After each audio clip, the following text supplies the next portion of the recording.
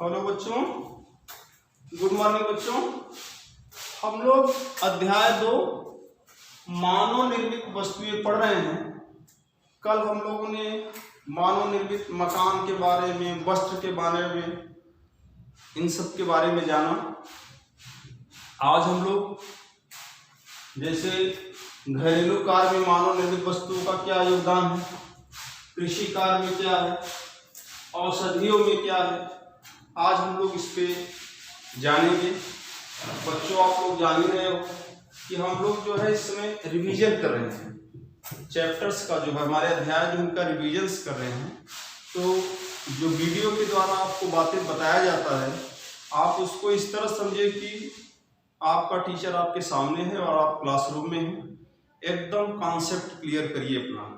किसी भी तरह की दिक्कत होने पे, जैसे हम बोलते थे कि सर ये चीज़ थोड़ा सा कम दिखाई पड़ रहा है, कम समझ में आ रहा है, अगर इस तरह कोई दिक्कत लग रही है तो आप हमको व्हाट्सएप पे पूछ सकते हो, मेरे व्हाट्सएप पे, कि सर थोड़ा ये चीज़ें कम समझ में आई। तो आज हम लोग देखेंगे कि जो मानव निर्मित घरेलू कार्य में मानव निर्मित वस्तुओं क्या रोल है। हम जानते हैं जैसे घरेलू कार्य है क्या, स्नान करना हुआ, कपड़े धोना हुआ, दांतों की सफाई, भोजन पकाना, मकान की सफाई एवं सजावट, सिलाई बुनाई आदि, ये सब क्या है, घरेलू कार्य। ये सब हमारे क्या है, घरेलू कार्य है। विभिन्न घरेलू कार्यों में उपयोग आने वाले मानव निर्मित वस्तुओं के बारे में हम लोग जाने। सीमेंट आप जानते होंगे, पेंट जानते होंगे, प्लास्टिक, कांच एवं धातुओं से बने बर्तन के बारे में जानते हो, सौंदर्य प्रसाधन, बिजली के उपकरण आदि अनेक ऐसी मानव निर्मित वस्तुएं हैं जिनका हम दैनिक जीवन के कार्यों में अत्यधिक उपयोग करते हैं। बात समझ में आया? ये सब मानव निर्मित हैं। स्विच आपने देखा होगा, बोर्ड में स्विच ऑन करते हो आप करते होगे, कट आउट होता है ना, पंखे हैं, ये सब क्या है, ये मानव निर्मित वस्तुएं हैं। बर्तन है जिसमें हम खाना पकाते हैं, वो बर्तन मानव निर्मित वस्तु है। गैस चूल्हा है जिनका हम अपने दैनिक कार्यों में रोज प्रतिदिन अत्यधिक उपयोग करते हैं। ये तो बात हुआ घरेलू कार्यों में। अब हम देखें कृषि कार्यों में। आप जानते हो कि हमारा देश कृषि प्रधान देश है। यहाँ पे मुख्यतः जो व्यवसाय है, जो मुख्य रिसोर्स ऑफ अर्निंग है, माने जो हमारे पैसे का साधन है, जीने खाने का साधन, वो कृषि है। तो कृषि की कटाई, मड़ाई, जुताई, गुड़ाई, इन सब के लिए मानव निर्मित वस्तुओं का उपयोग होता है। आपने हल देखा होगा, पहले बैल से हल चलते थे ना, खुरपी, हंसिया, कुदाल, फावड़ा, ये सब कृषि कार्य में उपयोग होने वाले यंत्र हैं जिनका निर्माण मानव द्वारा किया गया है, जिसका हम कृषि कार्य में अत्यधिक उपयोग करते हैं। कटाई के लिए हंसिया होता है, मिट्टी की गुड़ाई खुदाई के लिए फावड़ा कुदाल का उपयोग करते हैं, खुरपी है, फसलों की निराई करते हैं ना। इन सब का जो कार्य है ये मानव निर्मित द्वारा बनाया हुआ है, जिसका हम कृषि कार्य में उपयोग करते हैं।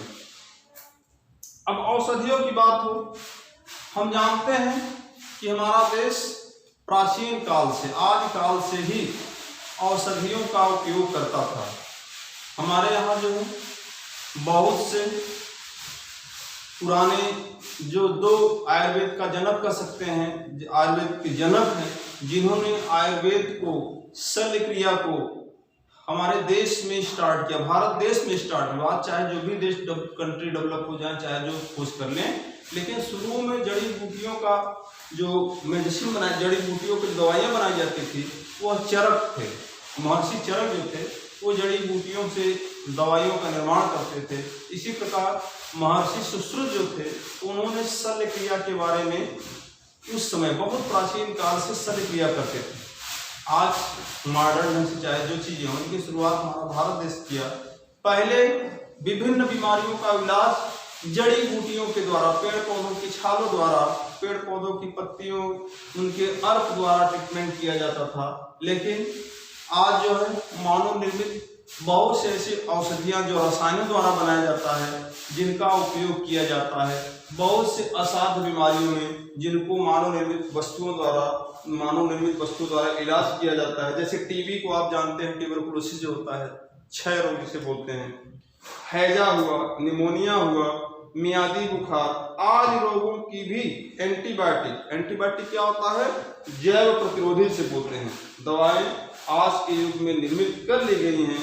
किसी औषधि का उपयोग करने से पहले चिकित्सक डॉक्टर की सलाह लेना आवश्यक है।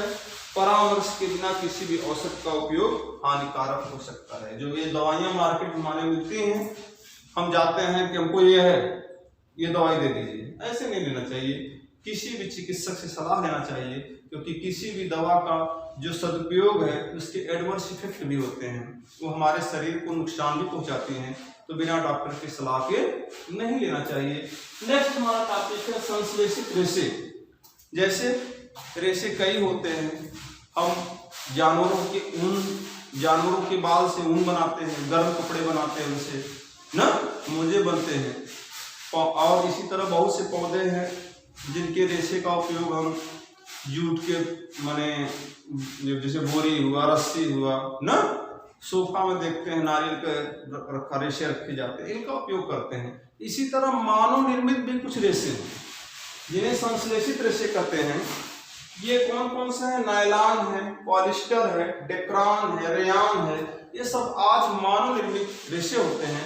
आपने देखा होगा कि पॉलिस्टर के कपड़े होते हैं ना, जो सिल्की कपड़े होते हैं, जो बहुत स्मूथ होते हैं, चिकने होते हैं, लेकिन उनका जो निर्माण है वह मानव निर्मित रेशों के द्वारा ही होता है।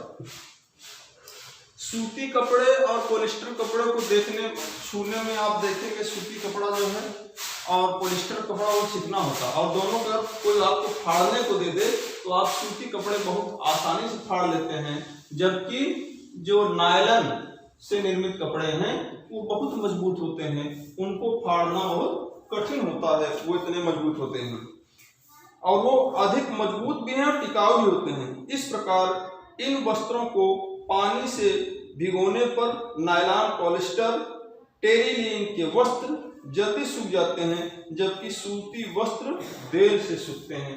हमने आज जाना कि घरेलू कार्य में क्या उपयोग है मानव निर्मित वस्तुओं का, और कृषि कार्य में क्या है, औषधियों में क्या है, संश्लेषित रेशे क्या होते हैं। ठीक है, यहाँ तक आज हम लोगों ने इस अध्याय से जाना। ये हमारा अध्याय 2 है, मानव निर्मित वस्तुएं।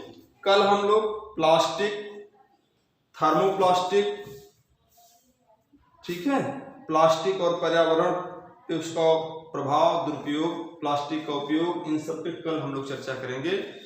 ये सब चीज़ें जो है आपको जो भेजा जा रहा है इसको PDF के माध्यम से भी आपको प्रेषित किया जाएगा। जो बच्चे पुराने हैं वो रिवीजन करें, अच्छे से समझें, जो नए हैं उसको नोट करें और याद करना शुरू कर दें। ठीक, ओके।